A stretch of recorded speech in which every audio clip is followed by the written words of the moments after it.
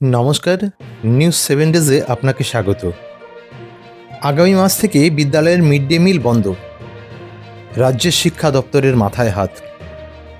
রাজ্যের সমস্ত সরকারি বিদ্যালয়গুলিতে মিড ডে মিলের ব্যবস্থা রয়েছে, কিন্তু সরকারের মিড ডে মিল দেওয়ার মতো অর্থ নেই। তাহলে কি হবে?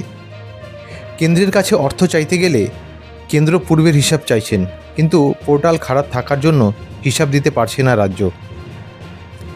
রাজ্য শিক্ষা দপ্তরের এক আধিকারিক বলেন, বর্তমান যে পোর্টাল আছে সেই পোর্টালে কাজ করছে না, তাই বাধ্য হয়ে তারা আগের পদ্ধতিতে কাজ চালিয়ে যাচ্ছে। তাই এই কাজ করতে অনেক সময় লেগে যাচ্ছে। প্রতি মাসের 10 তারিখের মধ্যে জমা খরচের হিসাব দেওয়া হয়।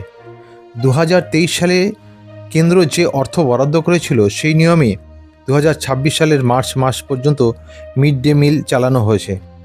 কেন্দ্র সরকার বলেছে পূর্বের হিসাব সঠিক না পাওয়া পর্যন্ত অর্থ দিতে পারবেন না। সরকারি কর্মচারীরা এখনও পর্যন্ত ডিএ পাননি। নবান্ন থেকে কোনো সবুজ সংকেত নেই।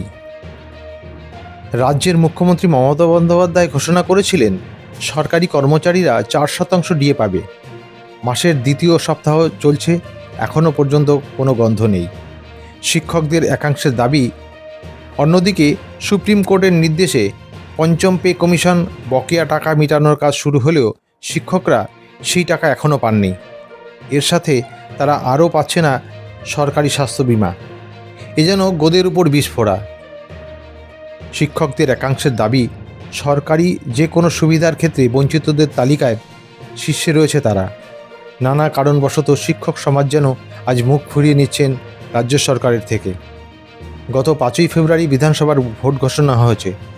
2 মাস অতিক্রান্ত, সরকার পক্ষ থেকে কোনো বিজ্ঞপ্তি এখনও পর্যন্ত জারি হয়নি। বঙ্গীয় শিক্ষক ও শিক্ষাকর্মী সমিতির সম্পাদক বলেন, মুখ্যমন্ত্রী বাজেট ঘোষণার দিন 4% ডিএ ঘোষণা করেছিলেন। সকল শিক্ষকরা অপেক্ষায় রয়েছেন। এ মাসের বেতন বিল সাবমিট করেননি এখনও। 2-1 দিনের মধ্যেই অর্ডার বেরিয়ে যাবে, তখন তারা কি করবে? আগামীকাল পহেলা বৈশাখ। পহেলা বৈশাখ উপলক্ষে বিভিন্ন জায়গায় উৎসবের আমেজ, নিরাপত্তা জোরদার। বাংলা নববর্ষ উপলক্ষে রাজ্য জুড়ে উৎসবের প্রস্তুতি। প্রশাসনের পক্ষ থেকে কড়া নিরাপত্তার ব্যবস্থা করা হয়েছে। আন্তর্জাতিক খবর।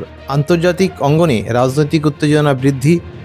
বিশ্ব রাজনীতিতে বিভিন্ন ইস্যু নিয়ে উত্তেজনা বাড়ছে, বিশেষ করে মধ্যপ্রাচ্য ও পশ্চিমা দেশগুলির অবস্থান নিয়ে আলোচনা চলছে। আবহাওয়া। দক্ষিণবঙ্গে বৃষ্টির শুরু, গরম থেকে স্বস্তি। তীব্র গরমের পর আজ থেকে দক্ষিণবঙ্গের বিভিন্ন জেলায় বজ্রসহ বৃষ্টির সম্ভাবনা রয়েছে।